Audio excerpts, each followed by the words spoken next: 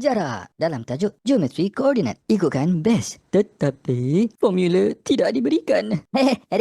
Susah. Kesian pelajar menggaru kepala sampai berdarah. Formula asalnya tolak dalam braket tambah dekat tengah. Cuma kerap dikelirukan. Pengalaman cikgu, pelajar keliru dengan kedudukan tambah tolak. Sekejap semuanya tolak ataupun tertukar tempat atau semua positif. La haula wala quwwata illa billah. Siang dan malam cikgu cuba fikirkan bagaimana mengatasi masalah ini. Pada suatu hari cikgu tengok cermin dan cikgu terperasan jawapan dia depan muka cikgu. Idea datang. Dalam formula, cikgu perasan ada dua braket. Tengah-tengah braket ada tolak. Tengah-tengah tambah. Rupa dia macam muka cikgu Hasan. Kening cikgu ialah kuasa dua.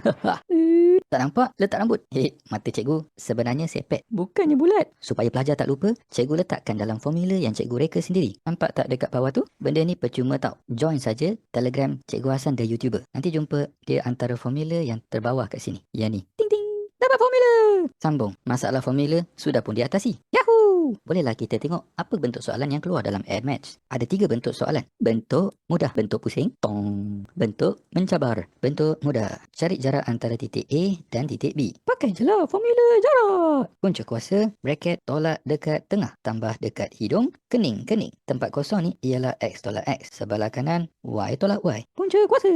Untuk X tolak X, 3 tolak negatif 2. 3 tolak negatif 2. Kena tulis 2 kali tau. Tambah Y tolak Y. 4 tolak negatif 8. 4 tolak negatif 8. Kuasa 2. 2 kali juga tau. Yang negatif pertama, lepas tu negatif yang kedua. Dapat jawapan 13. Alhamdulillah. Sudah anda faham? Sila komen, share dan subscribe.